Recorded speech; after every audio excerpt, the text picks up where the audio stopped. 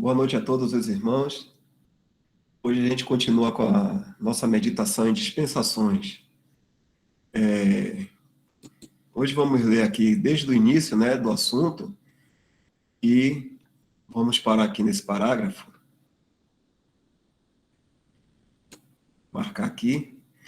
E a partir daqui os irmãos vão estar fazendo os comentários, se houver necessidade. Dispensações. Dispensações. A palavra dispensação significa a administração de uma casa, ou o gerenciamento de uma família, ou a lei de uma casa.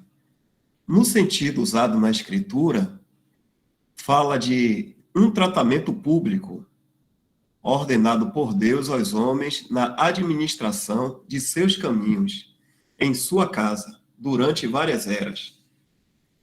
Uma vez que a casa de Deus na terra não foi estabelecida no sentido verdadeiro, até que ele formalmente assumiu relações com Israel no terreno da redenção, com a construção do tabernáculo, onde ele pôde encontrar-se com eles.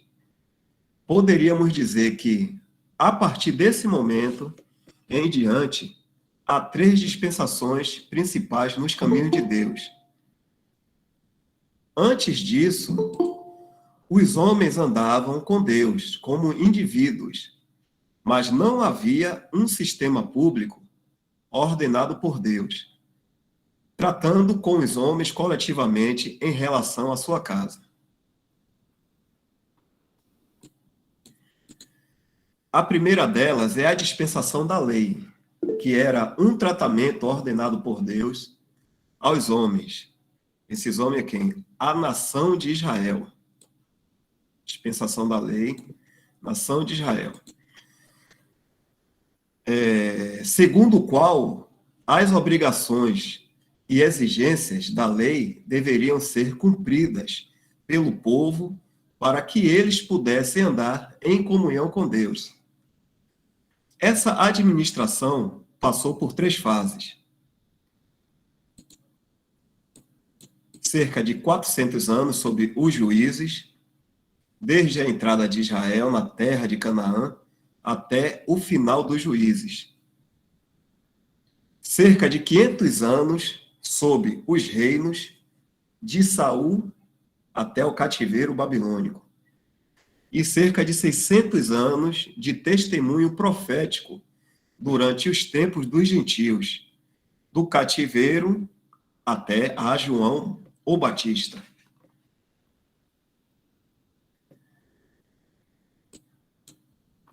A segunda dispensação é a presente. Dispensação, administração. John Nelson Darby. Dispensação do mistério. Essa é uma administração especial para o governo de uma companhia celestial de pessoas, a igreja, neste presente dia da graça. O apóstolo Paulo foi encarregado de demonstrar a todos acerca do que envolvia essa administração. 3 vezes ele fala de lhe ter sido dada uma revelação especial da verdade relativa à presente dispensação.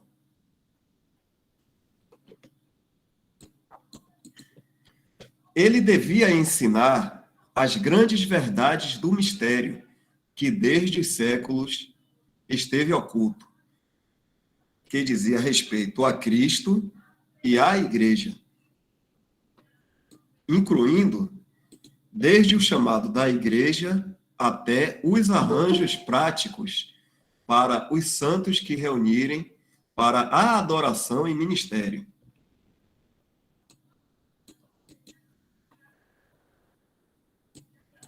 A Igreja, propriamente, não é uma dispensação, mas é governada por uma dispensação ou lei da casa de Deus em relação à verdade revelada no mistério. O ministério da graça realmente começou com o ministério de nosso Senhor Jesus Cristo. Mas, quando seu povo terreno o rejeitou, Deus revelou a presente dispensação do mistério no chamado celestial da igreja, com a vinda do Espírito Santo em Pentecoste. Os crentes hoje estão sendo chamados dentre os judeus e dentre os gentios para fazer parte de uma coisa nova, celestial, a igreja, o corpo e a noiva de Cristo.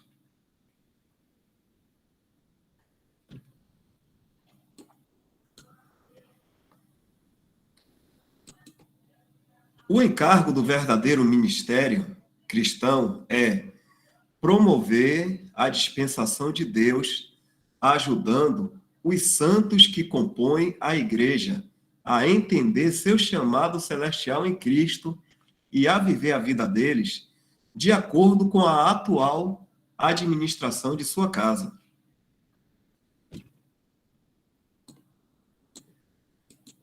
A terceira dispensação ainda está por vir, a dispensação da plenitude dos tempos. Essa será uma ordem especial de Deus aos homens durante o reinado público de Cristo no milênio. O remanescente restaurado de Israel e das nações gentias desfrutarão uma porção terrena de bênção sob a administração de Cristo e a Igreja, que reinará sobre o universo desde os céus. A gente começa a ler aqui agora e os comentários a partir daqui. Michel, é com você. Beleza, Dal. Eu vou compartilhar aqui pelo meu, tá bom?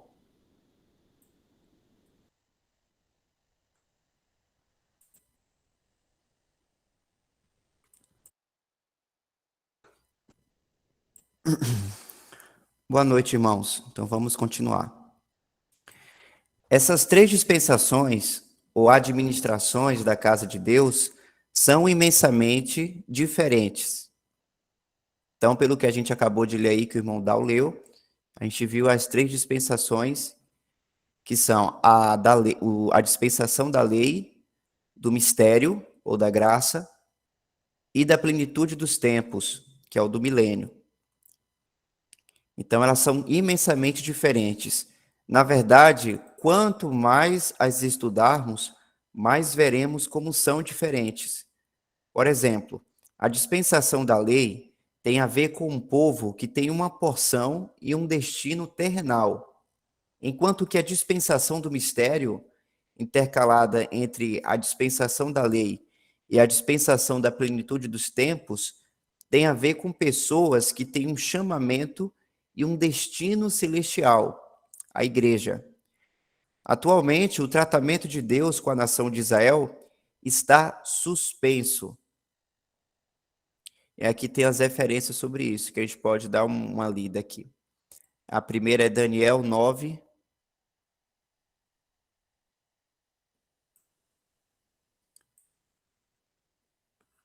verso 27. Não, é a partir do 24 e 27.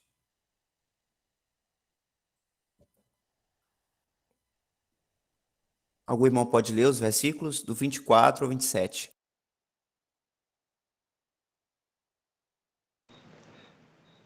Aí dá para me ler. 70 semanas estão determinadas sobre o teu povo e sobre a tua santa cidade, para extinguir a transgressão e dar fim aos pecados, e para expiar a iniquidade, e trazer a justiça eterna, e selar a visão e a profecia, e para ungir o santo dos santos. Sabe e entende, desde a saída da ordem para restaurar e para edificar Jerusalém até ao Messias, o príncipe, 7 semanas e 62 semanas.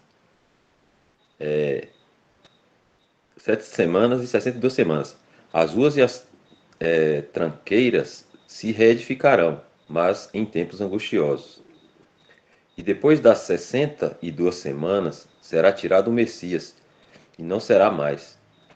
E o povo do príncipe que há de vir destruirá a cidade e o santuário, e o seu fim será com uma inundação, e até ao fim haverá guerra, estão determinadas assolações. Até o 27, né, Michel? E ele firmará um concerto com muitos por uma semana, e na metade da semana fará cessar o sacrifício e a oferta de manjares, e sobre a asa das abominações virá o assolador, e isso até a consumação, e o que está determinado será derramado sobre o assolador.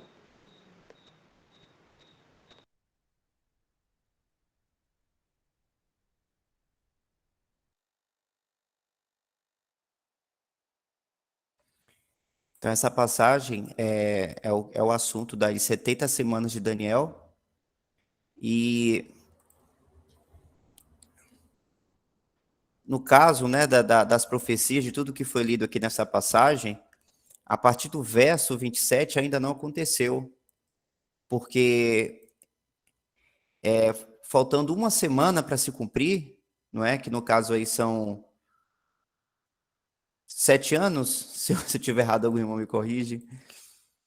É isso, 7 anos da tribulação.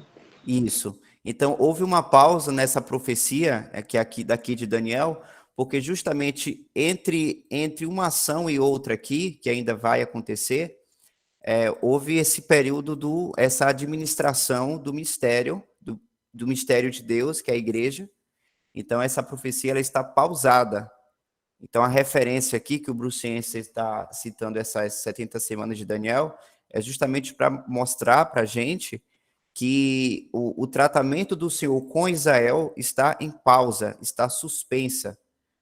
Mas quando a igreja for arrebatada, né, e aí o povo de Israel for participar de um pacto, como fala aqui do verso 27, ele firmará um concerto com muitos por uma semana, que aí os detalhes não cabem agora no momento, e aí o Senhor, então, vai começar a vai voltar a tratar com Israel, que até agora ele está tratando com a igreja aqui na terra, enquanto a igreja está sendo formada aqui na terra, por meio do Espírito Santo.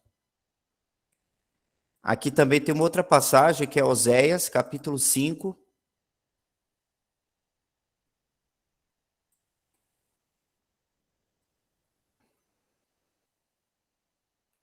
verso 15.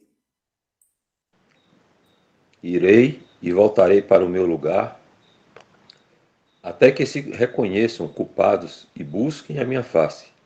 Estando eles angustiados, de madrugada me buscarão. Acho que o 6:3 agora, Michel. Acho que é esse, viu? Quer conferir? É esse mesmo.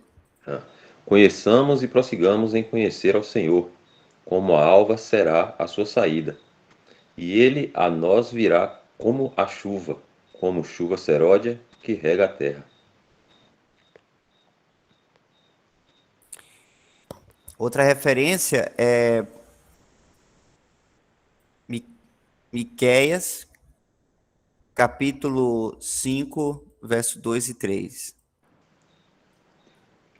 E tu, Belém, Efratá, posto que, pequena, entre milhares de Judá, de ti me sairá o que será Senhor em Israel, e cujas saídas são desde os tempos antigos, desde os dias da eternidade.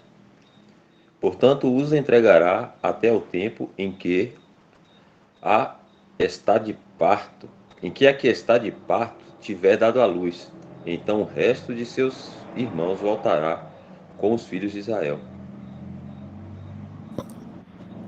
Então a gente percebe pelas profecias do Antigo Testamento que o Senhor já tinha revelado essa suspensão, né?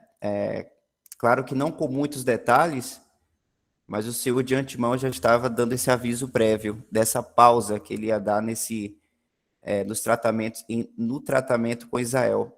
E aí o apóstolo Paulo vai aprofundar nesse assunto no capítulo 11, e a partir do verso 11 ele também começa a falar sobre isso aí.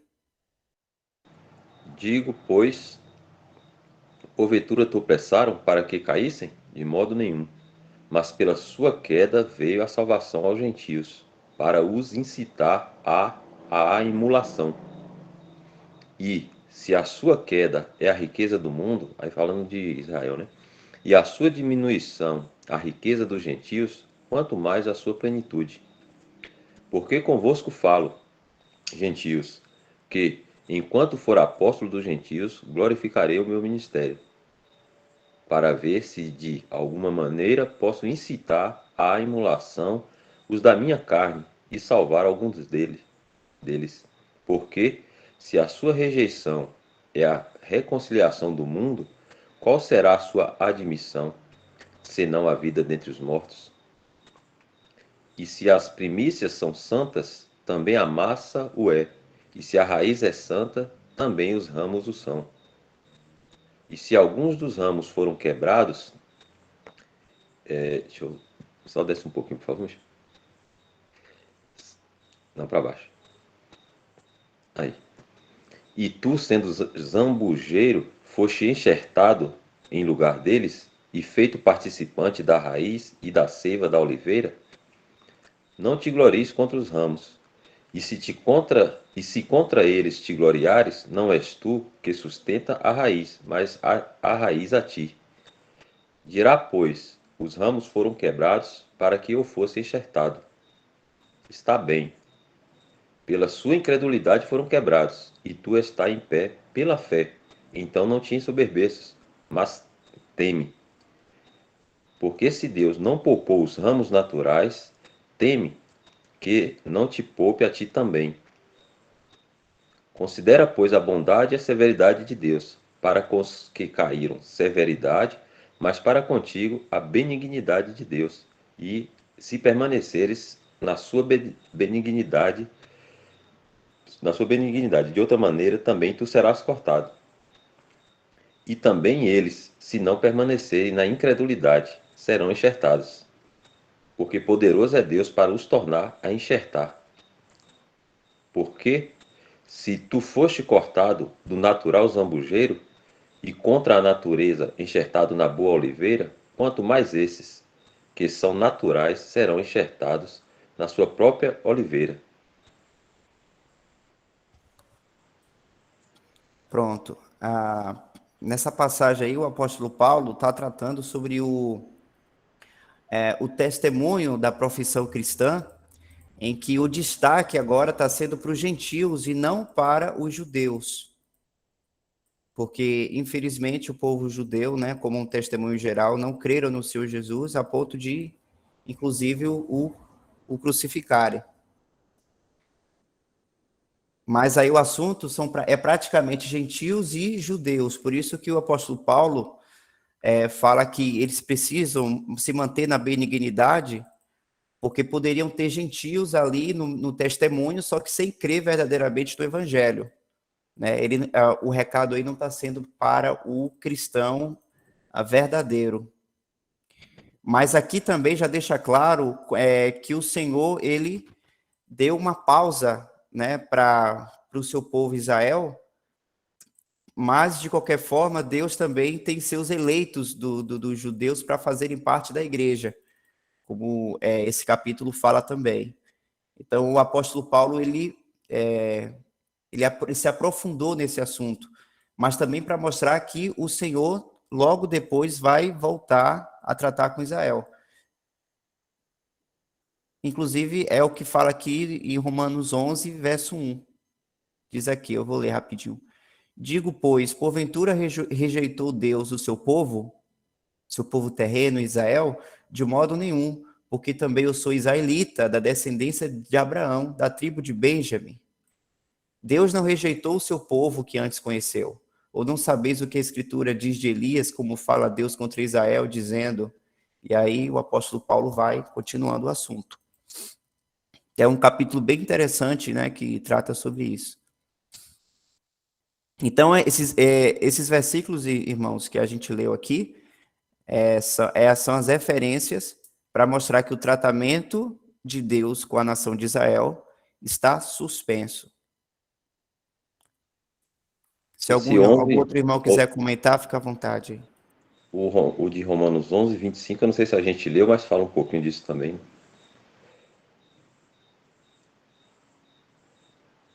Porque não quero, irmãos, que ignoreis este segredo, para que não presumais de vós mesmos, que o endurecimento veio em parte sobre Israel, até que a plenitude dos gentios haja entrado. E assim todo Israel será salvo, como está escrito: de Sião virá o libertador e desviará de Jacó as impiedades.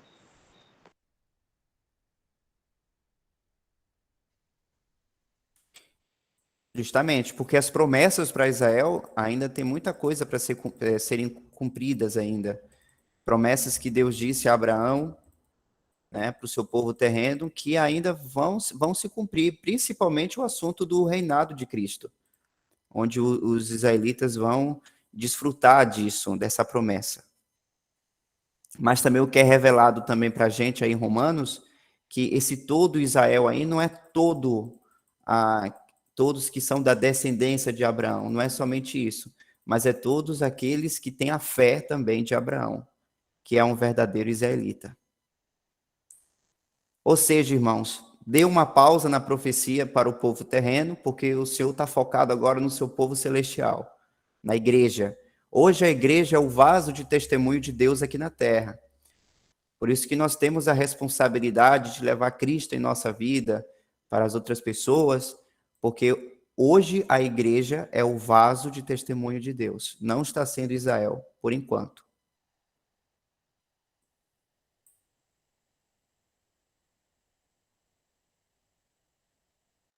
Se não houver comentário sobre, a irmã Tânia levantou a mão.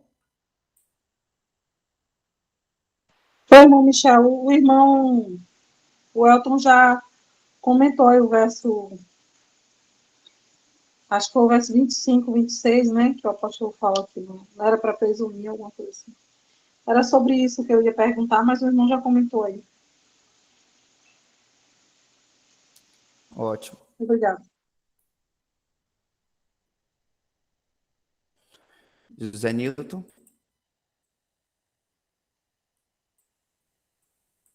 Demorou para mandar o texto, hein?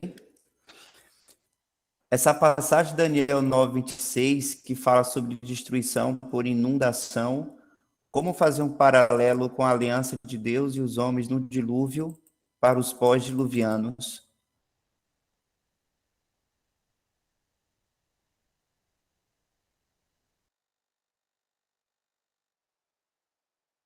Deixa eu dar uma olhadinha lá.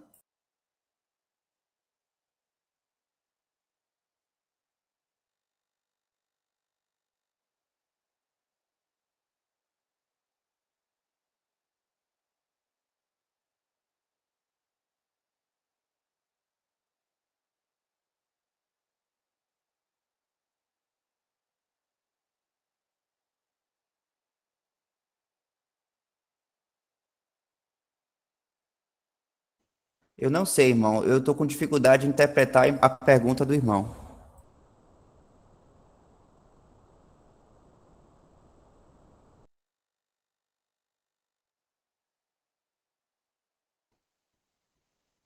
Se algum outro irmão quiser responder.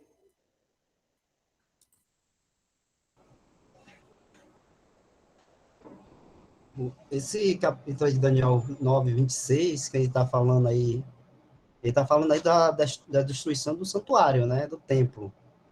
E a gente sabe que aconteceu lá no ano 70 depois de Cristo, quando os romanos, né, tomaram ali Jerusalém e destruiu o templo e não ficou pedra sobre pedra.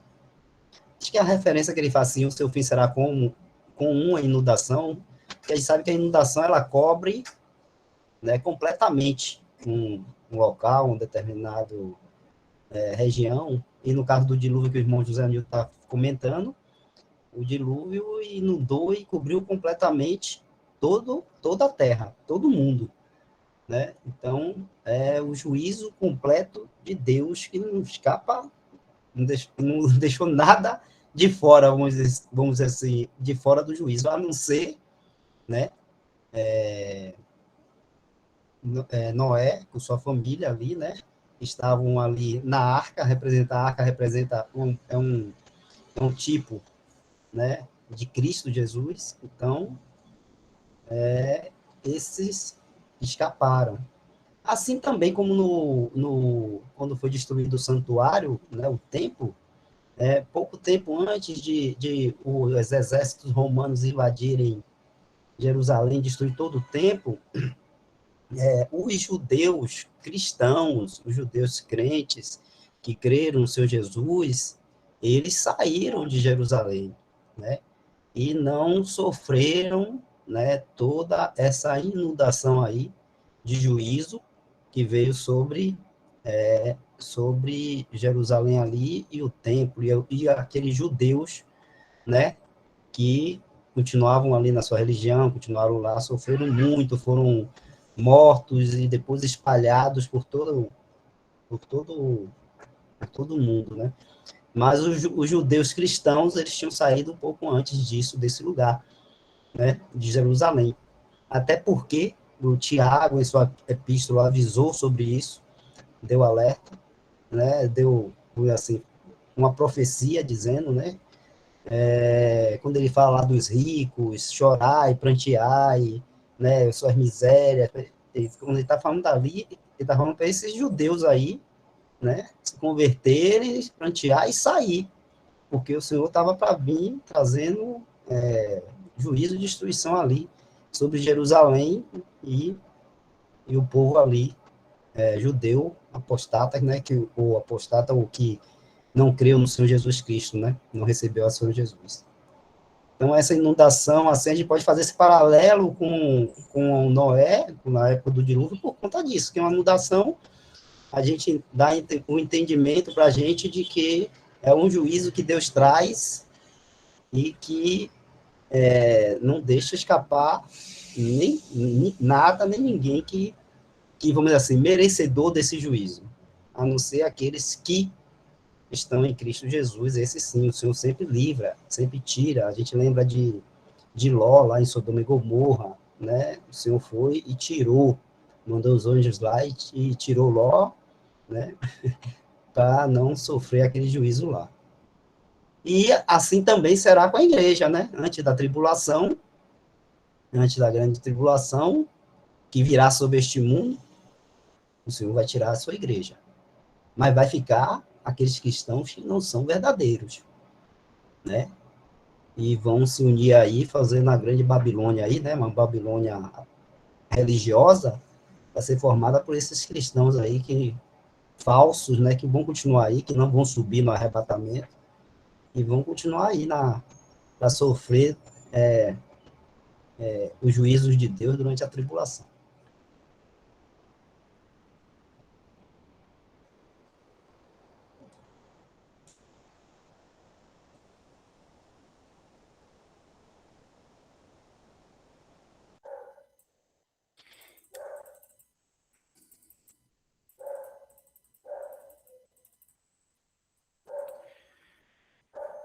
Ou seja, irmão José, essa palavra inundação em Daniel 9 aí é no sentido figurado, para trazer o impacto que vai ser essa destruição. Não vai ter água de novo, não. Isso aí, isso aí, Michel. Eu falei tanto e Michel explicou em três palavras. É porque ele fez uma outra.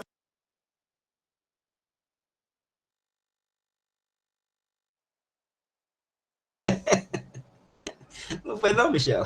Foi sim.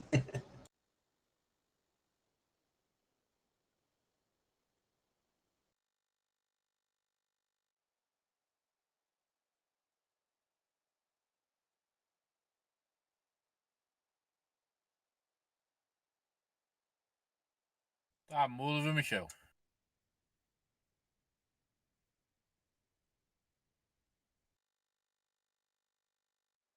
Alô? Ah, voltou. Então a gente pode continuar, né? Já que não tem mais comentários referentes a essas referências aqui, que, repetindo, é para mostrar o tratamento de Deus com a nação de Israel, que está suspensa por enquanto. Enquanto isso, ele está chamando os crentes deste mundo Enquanto isso, ele está chamando os crentes deste mundo pelo evangelho da sua graça para compor a igreja nesse período. Então, aqui a gente tem duas referências, Atos 15, 14.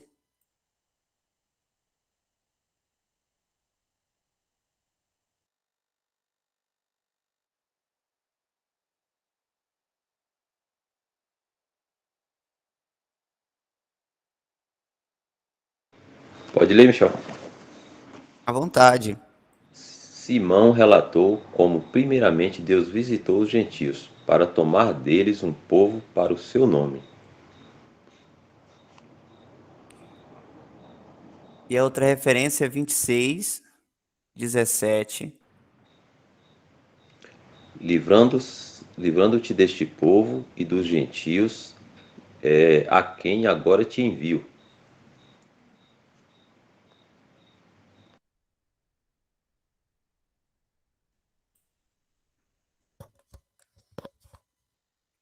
Então, essas duas referências, para repetir, quando se fala que Deus está chamando os crentes deste mundo pelo evangelho para compor a igreja. E ela é composta tanto pelos gentios e também por um remanescente de Israel. Quando o número total de crentes eleitos for salvo e trazido à igreja, Deus retomará seus tratos com Israel e trará um remanescente de todas as 12 tribos à bênção. Que a referência foi o que a gente leu lá em Romanos 11, 26.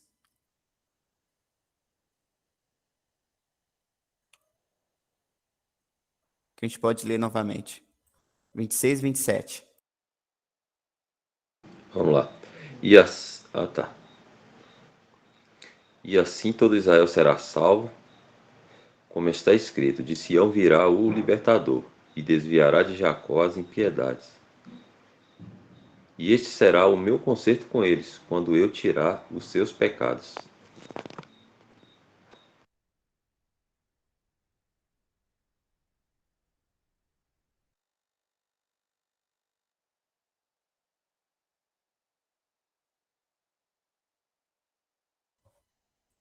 As nações gentias também serão abençoadas, sujeitas a esse remanescente, no reino milenar de Cristo.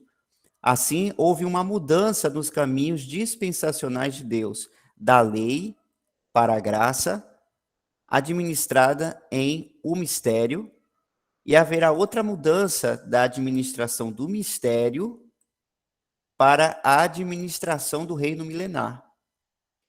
Em um dia próximo, quando o propósito de Deus for totalmente cumprido, o reino terá pessoas na terra abençoadas em relação a Cristo e também pessoas no céu abençoadas com Cristo.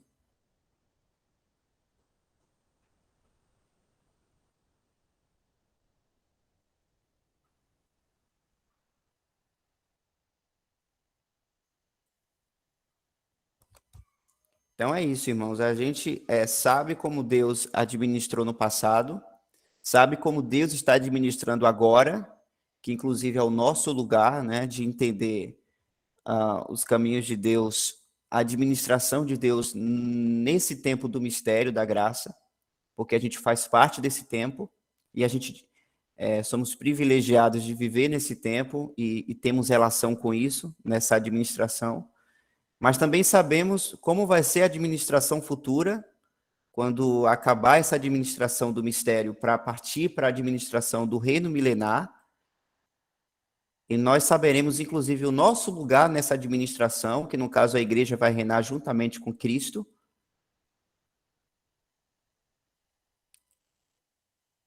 E aí, quando o propósito de Deus for totalmente cumprido, no final do milênio, o reino terá pessoas na terra abençoadas em relação a Cristo e também pessoas no céu abençoadas com Cristo. É interessante que o irmão Bruce, ele até muda aqui, né, essas palavras, né, em relação a Cristo e com Cristo. Porque as nossas bênçãos, irmãos, nossas bênçãos estão em Cristo Jesus. É na pessoa dele que estão ligadas as nossas bênçãos. Que é uma coisa que as pessoas que vão estar desfrutando na terra não têm essas bênçãos em Cristo. Tem em relação a Cristo. E é claro que eles vão ficar felizes de certa maneira, né? Porque da forma como Deus se revela à pessoa, na medida que Deus se revela, na luz que ele revela, a pessoa se sente totalmente completa, né? Porque isso tem a ver com o propósito de Deus para cada um. Então vai estar todo mundo feliz. E nesse tempo aqui, quando tudo for cumprido, é no momento quando o Senhor vai entregar o reino ao Pai, não é isso? E aí Deus será tudo em todos, quando será feito inclusive os novos céus e a nova terra.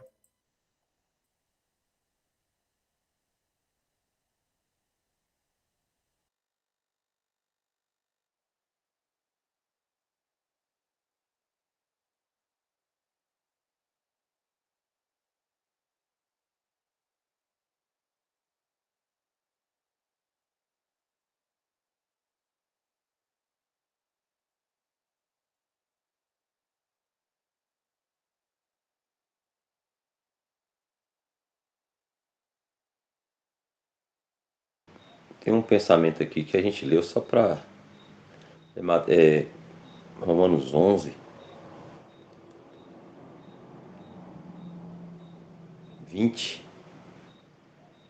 No, no sistema religioso, isso aí é explicado como perda de salvação. Não sei se os irmãos têm conhecimento disso, alguns, né? Ao mesmo não tem, porque não Sim, passou. sim. Mas eles ensinam como perda de salvação. E Michel a gente leu esses versículos aí, tá falando, isso aí é referente a testemunho para o mundo. Como o Michel falou, vaso, né, de testemunho. Ele vai dizer que está bem pela incredulidade foram quebrados os judeus, o Israel, né? E tu estás em pé pela fé. Está falando de gentios agora. Então não te ensoberbeça os gentios, mas teme, porque se Deus não poupou os ramos naturais de Israel, teme que te não poupe a ti também, gentios. Considera, pois, a bondade e a severidade de Deus para com os que caíram, né? E vai falando o resto aí. Então, Israel, como vaso de testemunho para o mundo, eles falharam. Então aí, né, Deus ele tira Israel dessa posição de vaso de testemunho para o mundo, porque estavam, digamos assim, né, o Senhor fala que eles honravam ao Senhor com os lábios, mas o coração deles estava longe de Deus, né? Então eles só tinham aparência, mas não tinha obediência. E isso estava comprometendo o testemunho. Então eles foram tirados, foram postos de lado. E nós fomos colocados nesse lugar agora para o mundo como vasos de testemunho de Deus. Não são os judeus mais, somos nós gentios, igreja agora, né? Que tanto parte de judeus convertidos como parte de gentios ou pagãos convertidos ao cristianismo. E como a gente falhou também, nós também seremos tirados dessa posição no arrebatamento. Então, o arrebatamento tanto é uma bênção para nós, mas quando a gente lê lá em Laodiceia, né,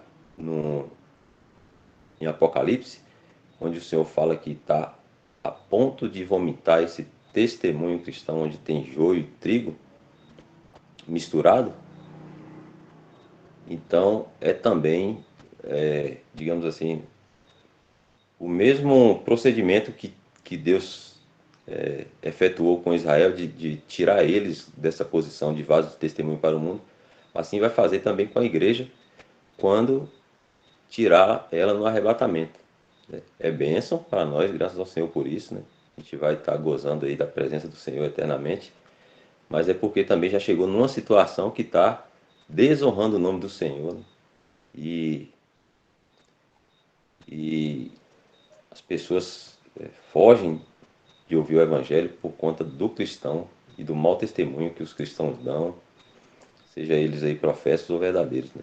Então ali só é, ali de Romanos que a gente leu, a gente aprendeu, muitos aprenderam no sistema que é perda de salvação, mas fala de testemunho somente aqui para o mundo.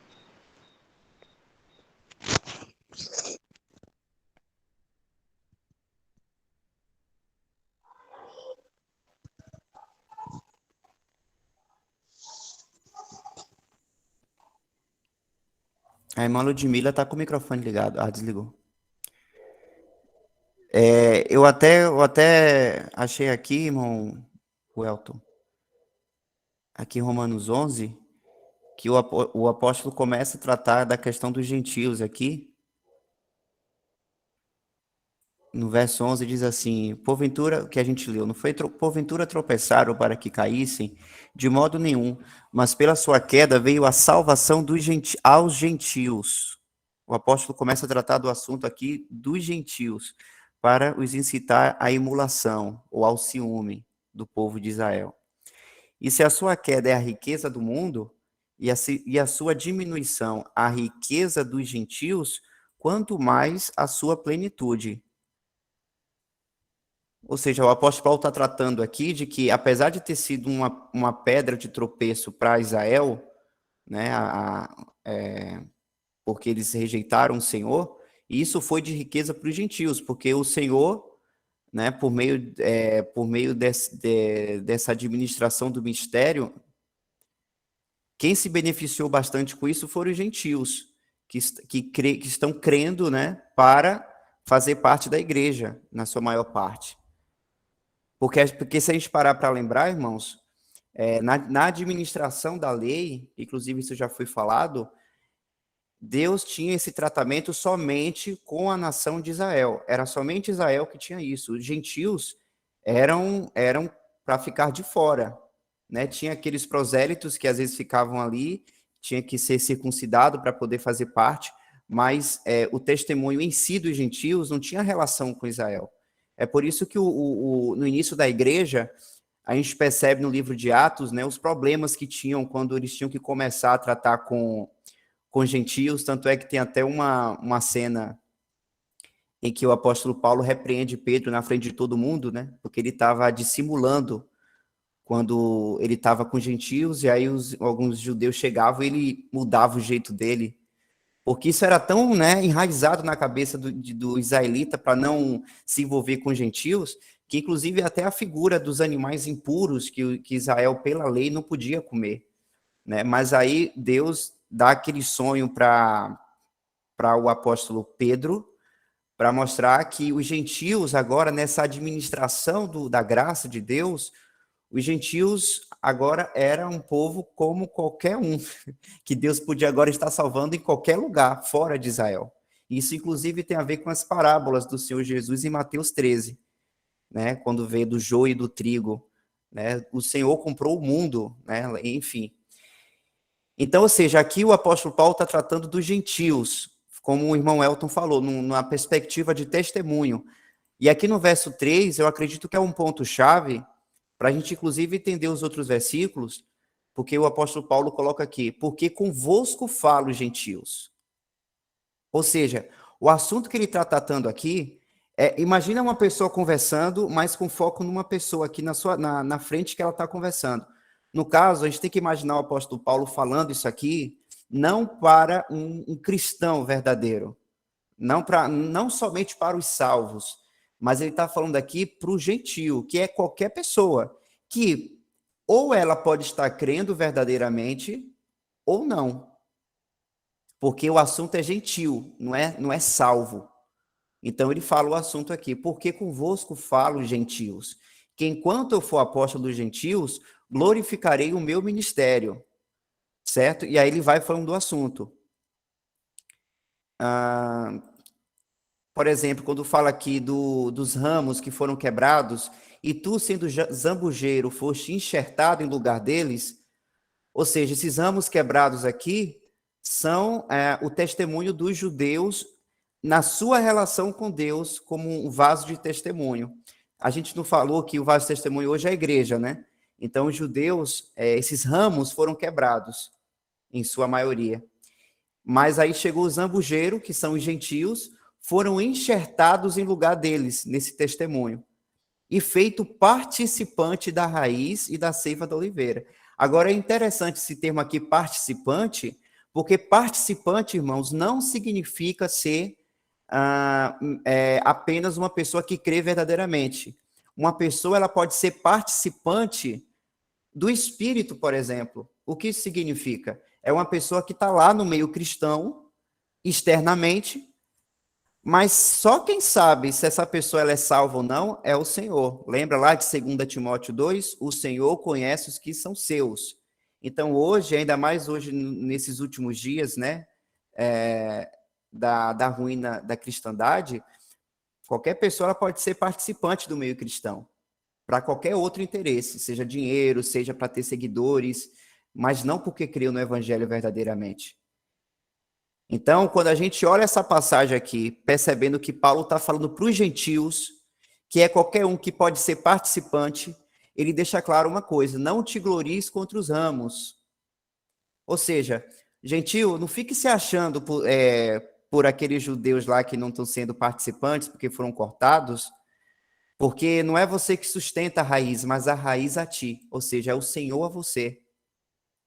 E aí, enfim, eu não vou demorar muito aqui não, mas aqui quando chega nesse verso 20, né, que foi o que o irmão Elton leu, está bem, pela sua incredulidade foram quebrados os ramos, né, que significa que os judeus, e tu estás em pé pela fé, então não te soberbeças, mas teme, porque se Deus não poupou os ramos naturais, teme que te não poupe a ti também. Considera, pois, a bondade e a severidade de Deus. Por quê, irmãos? Ele está falando aqui para os gentios, que os gentios eles precisam considerar a bondade de Deus. E tem outras epístolas, inclusive, que ele dá esse alerta, porque às vezes o apóstolo Paulo, ele sabe que pode estar falando com pessoas que estão ali no meio da assembleia, só que não pode estar crendo verdadeiramente. Então, ele está dando alerta. E só para finalizar sobre a questão do participante, eu lembrei aqui de Hebreus 6.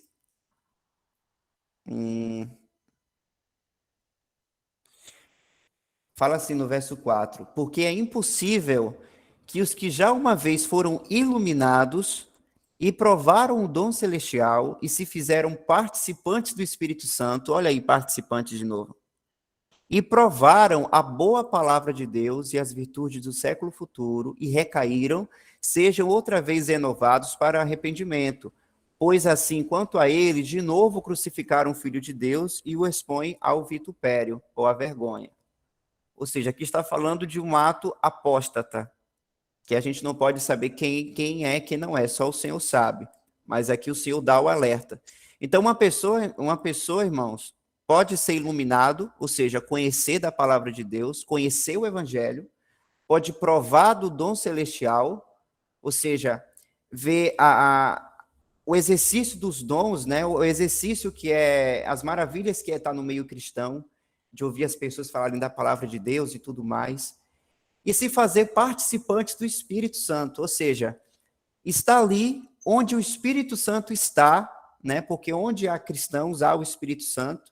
Aí a gente lembra que o Espírito Santo, hoje na Terra, ele está nos cristãos individualmente, ele habita no meu corpo, habita aí no corpo dos irmãos também individualmente, que é o templo do Espírito Santo, né? E também o Espírito Santo habita coletivamente, ou seja, entre os cristãos. Então, quando uma pessoa ela está no meio cristão, né, não importa onde, seja no verdadeiro lugar de reunião, ou seja em algum outro sistema, seja em algum sistema religioso, ela está sendo participante. Mas ser participante tem a ver com testemunho, e não dizer que participante já significa que uma pessoa é salva. E para finalizar, já é a quinta vez que eu falo, né? E para finalizar, só porque eu citei o versículo, eu vou ler aqui. Todavia, 2 Timóteo 2, verso 19. Todavia, o fundamento de Deus fica firme, tendo este selo: o Senhor conhece os que são seus. E qualquer que profere o nome de Cristo, aparte-se da iniquidade. Ou seja, o primeiro ponto aqui tem a ver com a mente de Deus, que ele sabe quem são seus, e essa segunda parte aqui do versículo tem a ver com a nossa responsabilidade. Deixa o Senhor saber quem é o verdadeiro ou não. Mas de minha parte, que eu professo o nome de Cristo, né? Eu vou me apartar da iniquidade. Essa é a nossa responsabilidade. Até aqui.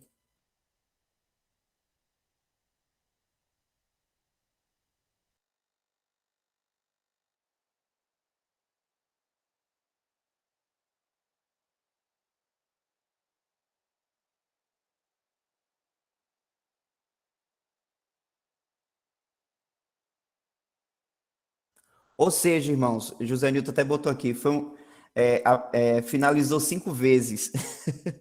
Vou finalizar pela 6ª vez. Por isso, irmãos, a importância da gente ler, quando lê uma passagem, ver o contexto. Se a gente pegar apenas um versículo separado, a gente vai tomar um susto. Mas a gente precisa ter o exercício de ver a passagem, ver quem é o objeto do assunto, com quem a pessoa está falando, se direcionando. A gente precisa ter atenção nessas coisas. Porque o grande problema, infelizmente, é a pessoa ela querer interpretar um versículo apenas pelo versículo. Isso não dá certo. Isso é perigoso até. Por exemplo, o livro de Jó. A pessoa pode pegar um versículo lá do livro de Jó e tratar aquilo como verdade. Quando vai ver o contexto, são os amigos de Jó falando um monte de coisa confusa, porque logo no final do livro de Jó, o Senhor corrige todo mundo, até Jó também. Até Jó falou coisa errada.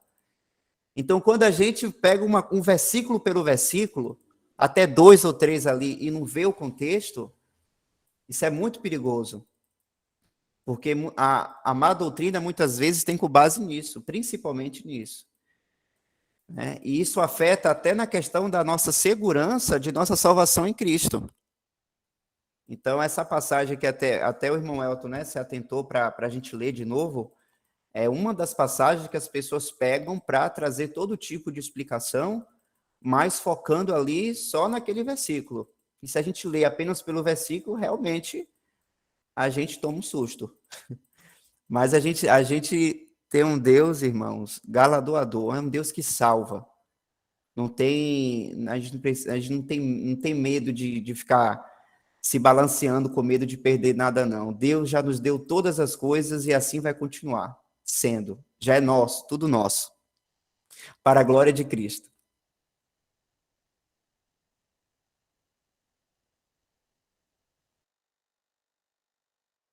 Quer ver? Olha aqui, eu estou animado. Já que eu estou falando demais, eu vou só concluir aqui com Romanos 8. Deixa eu ver onde é que está o versículo.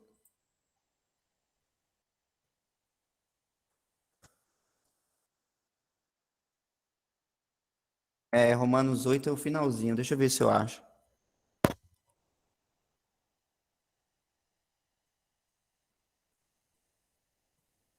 Aqui, olha a segurança aqui. Romanos 8, a partir do 31. Que diremos, pois, a estas coisas? Se Deus é por nós, quem será contra nós? Já começa aí. Aquele que nem mesmo a seu próprio filho poupou, antes o entregou por todos nós, como nos não dará também com ele todas as coisas? Quem tentará acusação contra os escolhidos de Deus?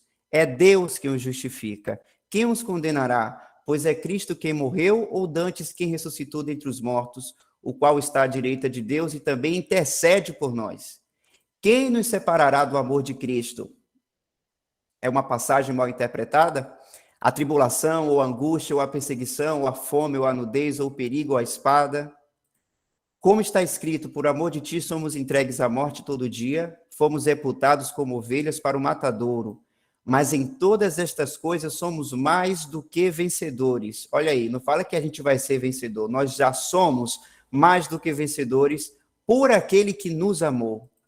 Porque estou certo de que nem a morte, nem a vida, nem os anjos, nem os principados, nem as potestades, nem o presente, nem o porvir, Nem a altura, nem a profundidade, nem alguma outra criatura nos poderá separar do amor de Deus que está em Cristo Jesus, nosso Senhor. Aí, o recado está dado.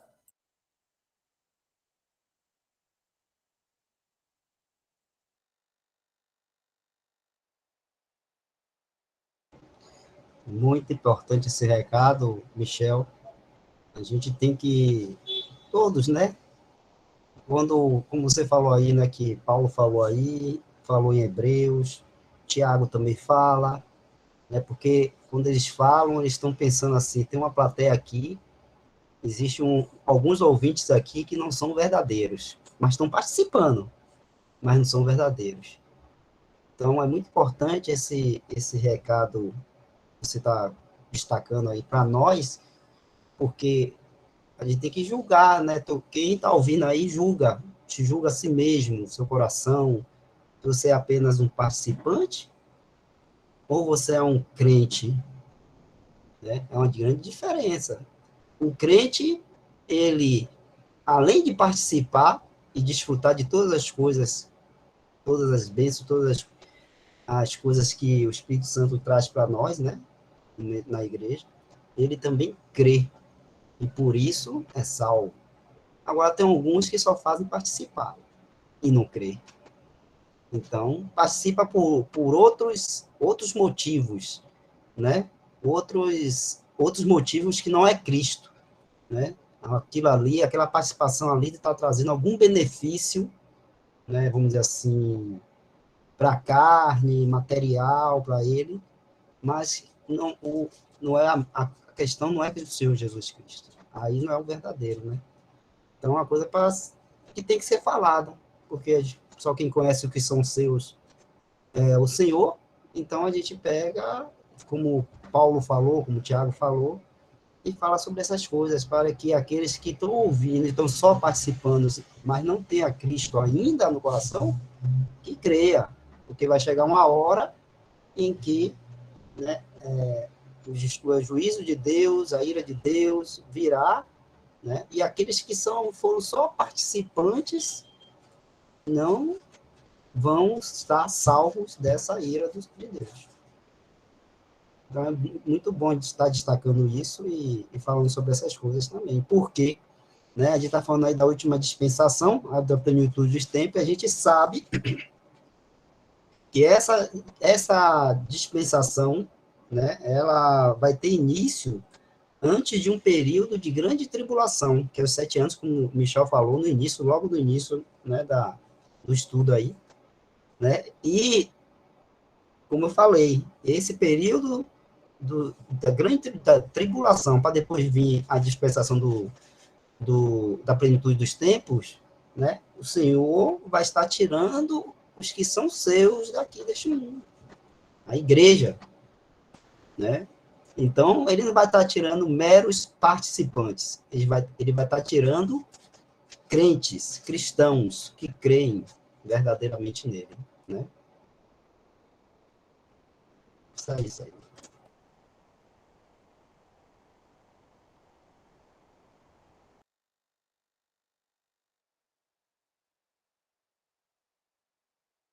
Eu acho que tem uma pergunta no chat aí para você. De Josélio, eu acho.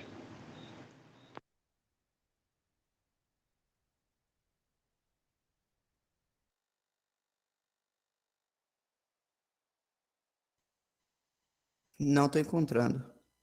Que horas? É mais para cima, um pouco antes de Joselino. Então, quer que eu leia aqui? Então, irmão Michel, todos nós que estamos aprendendo das verdades temos que se afastar. É isso? Irmão. Acho que é uma pergunta, né, Josélio? Ou é só um comentário? Pode ser, irmão. É uma pergunta.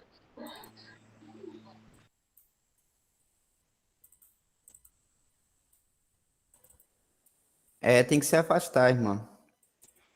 Porque se o Senhor nos deu luz, né, deu luz à irmã sobre a iniquidade, sobre o mal de práticas e entendendo de que quando a irmã está associada, nem que a irmã esteja praticando, mas quando está associada também com pessoas que fazem que fazem o mal, e aí o mal que eu falo é tanto a iniquidade, seja moral, doutrinal ou eclesiástica, e o Senhor deu luz à irmã sobre isso, aí a irmã tem a responsabilidade de se afastar, para se manter santificada para o Senhor, né? Santificada tem um significado de separação. Nós fomos santificados de uma maneira completa pela obra de Cristo, né? Nós somos santos aos olhos de Deus, mas existe também a santificação prática, que no caso é um exercício de vida que nós temos, né, em comunhão com o Senhor Jesus, para se manter separado para Deus na prática de nossa vida, que aí envolve a nossa responsabilidade.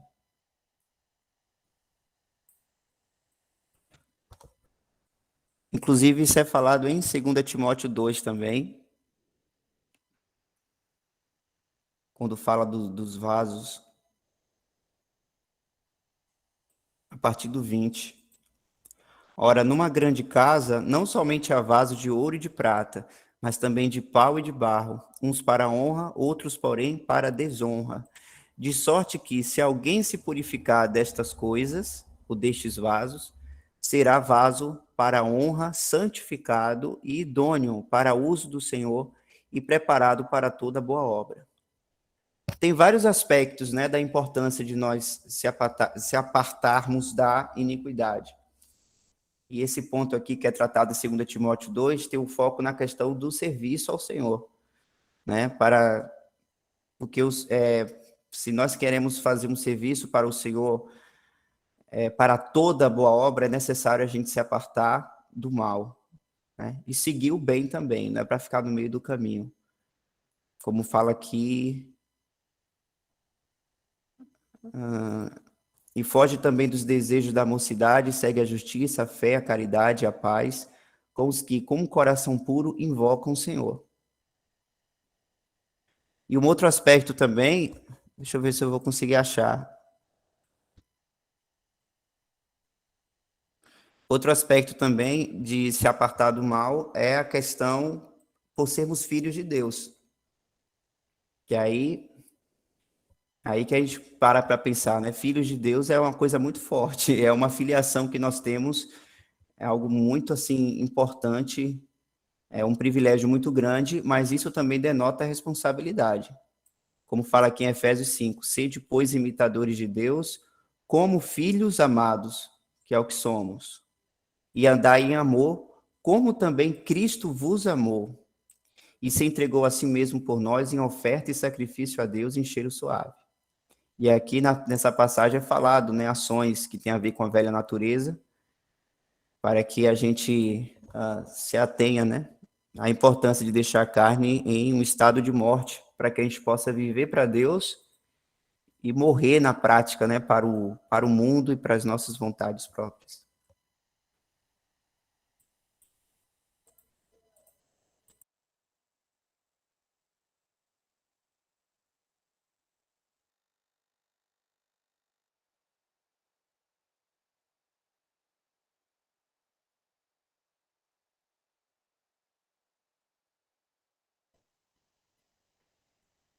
A irmã Geu fez uma pergunta aqui. Irmãos, quando aconteceu de algum amigo de denominação vir na sua casa e, por fim, quando foi embora, falar, vamos orar? Há algum problema em orar junto a eles?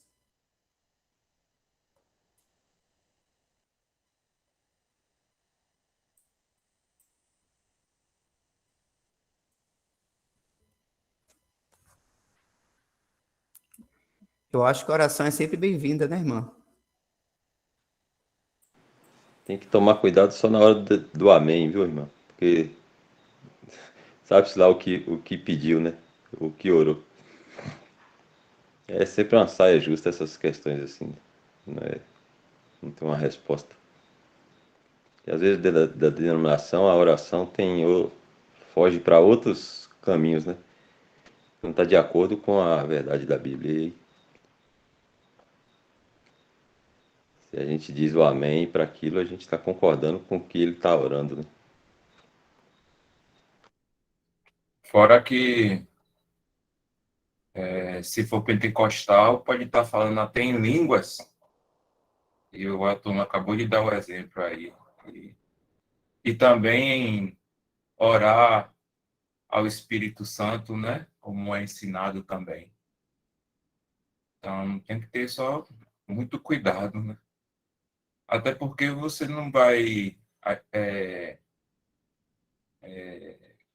você tem a verdade hoje. Aí, na hora, você não vai chegar para a irmã e dizer, ó, você vai orar, não fala em línguas, não agradeça ao Espírito Santo, ele não vai entender.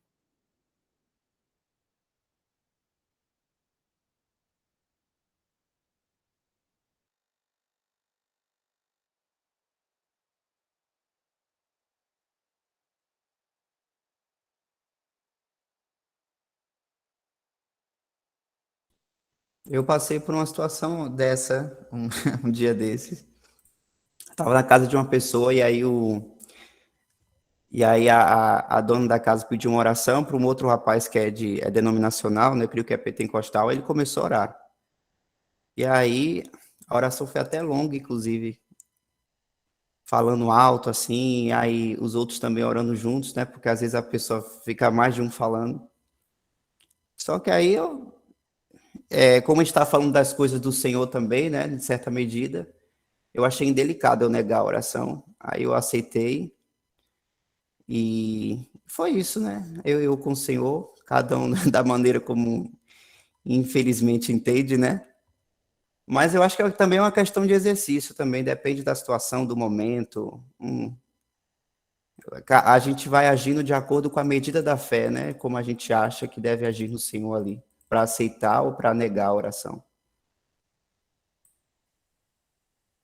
Lembrando, irmão, que essas situações não são situações fáceis, né? A gente, às vezes, cai de paraquedas numa situação dessa e a gente não sabe como resolver. Então, só o Senhor para ajudar a gente. Mas, assim, tem irmãos, né, no sistema religioso que tem um certo discernimento e ora corretamente, né? E amém por isso. Eu Irmãos, passo por porque eu passo por essa situação constantemente, porque minha família toda é de denominação. Então, toda vez que eu estou com meus familiares, a gente ora, né? Ora ali para almoçar, ora quando a gente está reunido, aí vai, depois termina a reunião, aí ora, e eu sigo só aquilo que eu tenho entendido da palavra de Deus, né? O nosso culto é um culto racional, inteligente. Então, eu ouço a oração, né, e dou o amém se não tem nada que esteja em desacordo. E dou o meu amém. E também não faço como eles gostam de fazer, né? O irmão ou a irmã está orando lá, e os outros estão dando glória, aleluia, amém e tal. Não faço isso. Eu fico calado, eles fazem, eu fico calado, prestando atenção na pessoa que está orando, né? E aí, ouvindo e entendendo o que é que ela está falando, né? Para aí, no final, eu dar o amém, né? Então, eu acho que eles são cristãos, eu não vou orar com um testemunho de Jeová, não vou orar com um espírita. O espírita chegou, vamos orar. Não vou orar com o espírita. E nada, o que é que o espírita vai orar? Entendeu? Então, mas um cristão, aí sim, vai orar, vamos orar, beleza. Ouça a oração, né, como o Elton falou, ouça a oração, preste atenção, veja o que é que ele está falando, porque se falar alguma coisa que não concorda, que não bate, é só não dar o amém no final, pronto. Né, assim, a gente concorda quando a gente dá o amém no final, né? Se você não concordou com a oração da pessoa, não dá o amém. Né? É a mesma coisa, se a pessoa ora e a gente não ouve o que ela está falando, porque está muita gritaria, agora, aleluia, amém, aquela coisa toda, eu não estou ouvindo o que a pessoa está falando, vai terminar a oração, vou dar amém, não sei o que foi que ela falou, então não dou amém. Né? Então, é essa a questão da gente usar o entendimento, a inteligência, porque, como fala lá em Romanos, né? E, e nessa questão de oração, a gente tem que entender o que o irmão está falando. A gente tem que ouvir, a gente tem que entender, né? E a oração está de acordo com a palavra de Deus.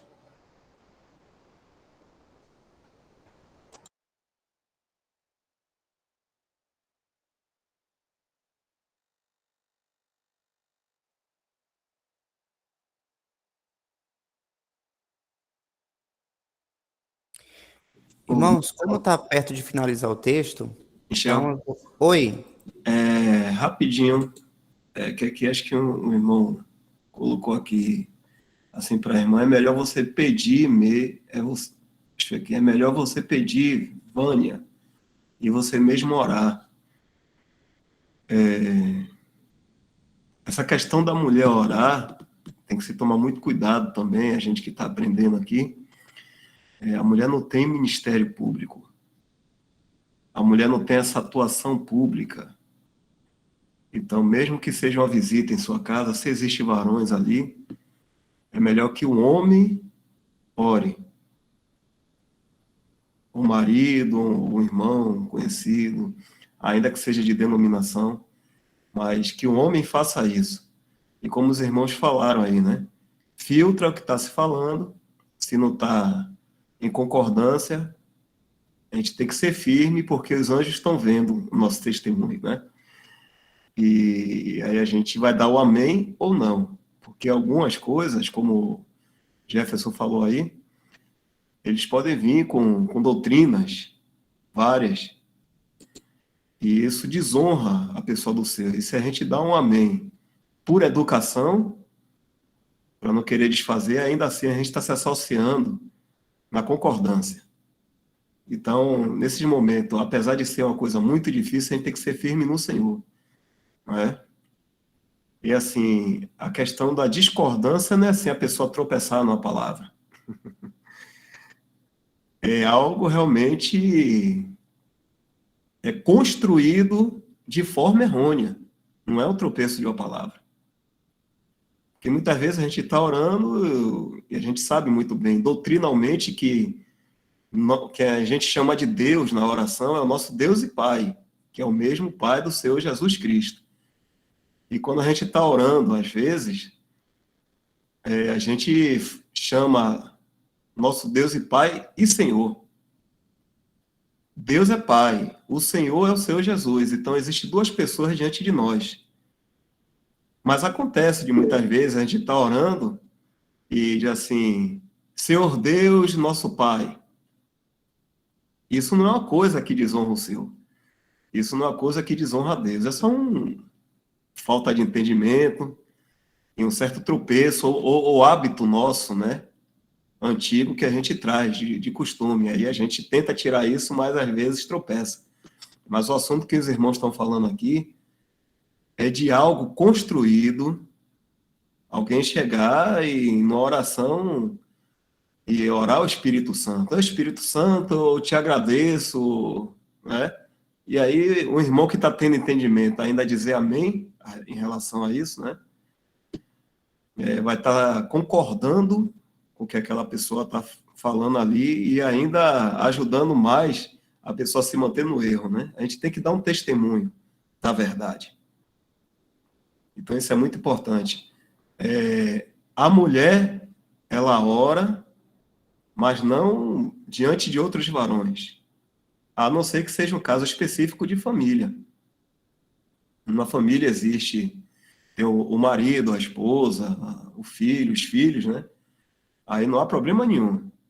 É um círculo familiar.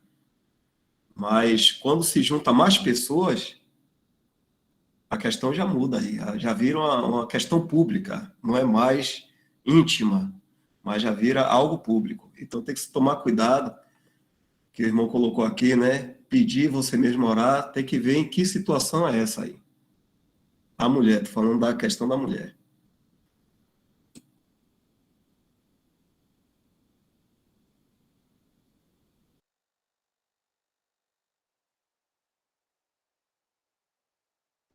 A irmã Célia levantou a mão.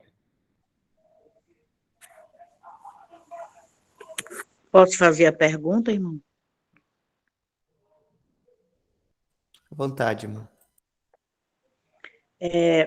Eu queria saber, assim, se alguém da minha família, irmã, me liga pedindo para mim orar, eu posso orar pela pessoa que pediu a oração ou não?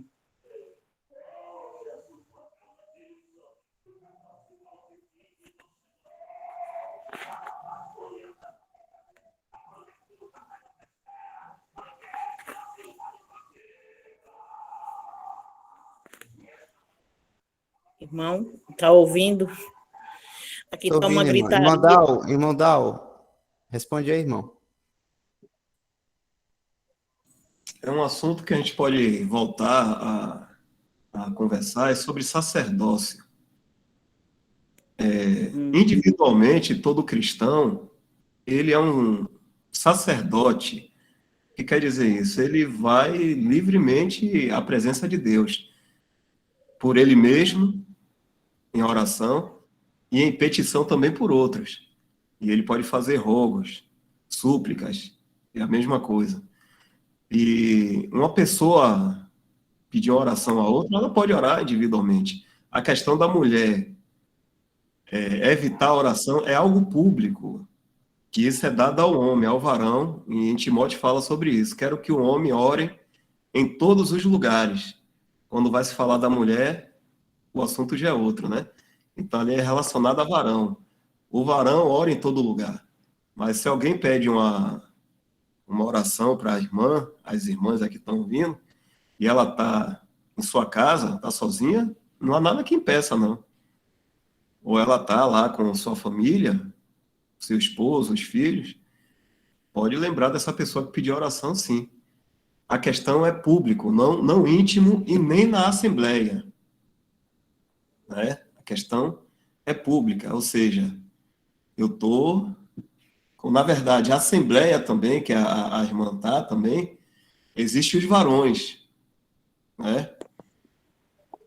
Então, público é isso, é em relação a outras pessoas que não fazem parte de um determinado círculo.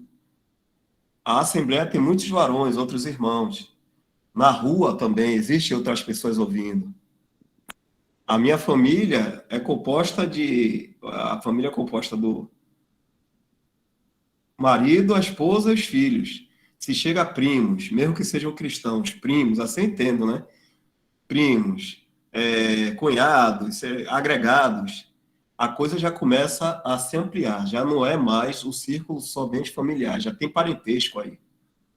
Então, esse é o cuidado que a gente deve tomar. Mas se a irmã ela está na sua intimidade e está conhecendo essas verdades, cobre a cabeça, né? Os anjos estão vendo e ora sim, porque tanto o varão como a varoa são sacerdotes e pode ir a Cristo, pode ir ao nosso Deus e Pai, pode ir ao nosso Senhor livremente, temos esse acesso livre. Na Assembleia, as mulheres oram também, mas em silêncio. Quando o irmão está orando, é a boca da Assembleia, é um só falando e todos os outros estão ali ouvindo para dar um amém no final. Então, todos estão orando junto, mas através de uma boca só, que é o irmão. E, muitas vezes, quando a Assembleia está no seu andamento, as irmãs estão ali em silêncio, mas no seu íntimo com o Senhor, ela está orando. Ela não ora audivelmente, publicamente. Isso é um assunto que depois a gente pode voltar a conversar de novo, né, para que as irmãs tenham bem clareza sobre isso aí, né? Tá bom, irmão. É porque um dia, 11 horas da noite, minha irmã me ligou para mim orar por ela, que ela não estava bem, que ela tem problema de esquizofrenia. Aí ela pediu, ore por mim, que eu não estou bem. E aí eu digo, meu Deus, eu perguntei, né? Ela estava em Parnaíba e eu em outra cidade. Será que eu posso orar, pai? Eu só se fosse algum irmão. Aí ela fica, ande, ore por mim, que eu não estou bem. Aí eu disse, Senhor, eu vou orar. eu orei, né, por ela, graças a Deus, e o Senhor ouviu, porque ela melhorou. Aí eu queria, eu estava só querendo saber se eu podia, né? Tá bom, irmão, já entendi a explicação. Obrigado. É bom, irmão, fazer essa pergunta, porque não, o nosso, só há um mediador entre Deus e os homens, que é Cristo Jesus, homem. Nós que estamos aqui, não existe essa. Os irmãos estão que foram do sistema, né? Desculpa, estão não, foram do sistema, ou alguns ainda que têm contato. Parece que no sistema se coloca sempre o homem para querer interceder. A oração tem que passar pelo pastor ou pelo reverendo, sei lá o que é, e toda oração tem que passar por ele. Isso não existe biblicamente para nós aqui na igreja. Todos nós somos sacerdotes. Agora existe um momento em que a mulher deve ficar calada e outro momento em que a mulher, sim, pode orar audivelmente. É só entender essa questão do lugar, né? Onde nós estaremos. E as companhias também. Mas doutrina, a sã doutrina para a igreja, não existe eu levar a minha petição, porque somente aquele irmão ou aquela irmã ali pode orar. Eu não posso orar. Isso não existe, não. A gente intercede. Ora por nós, intercede por outros. Se uma pessoa pede oração também, ora por ela também, sim. Paulo fez isso, né? Nas cartas dele. Entendi, irmão, obrigado.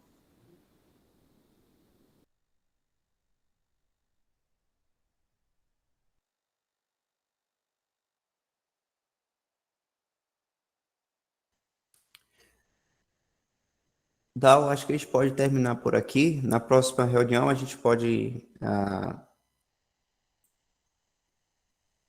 ler o último parágrafo e ver também com mais detalhes a imagem que mostra as três dispensações e tirar as dúvidas, caso algum irmão tiver.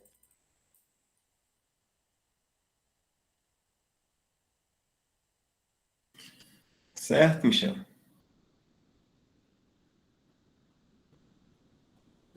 Então fica o finalzinho, né? Para a gente ver.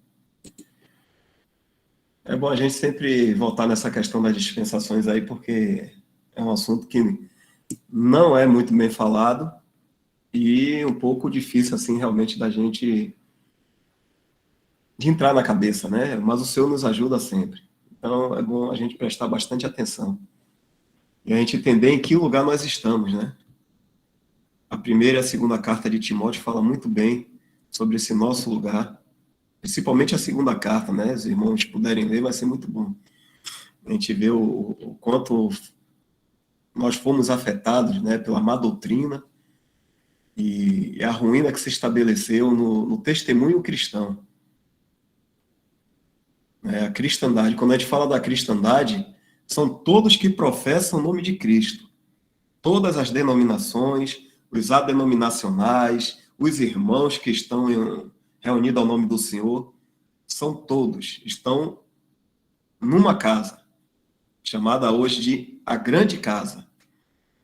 Então, estamos todos envolvidos nesse testemunho. Então, é importante a gente ter muito bem a noção de como nós estamos andando no nosso tempo.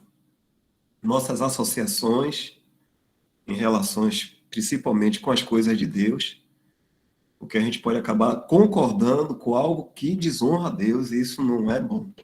Né? Como os irmãos falaram, perda de salvação não existe.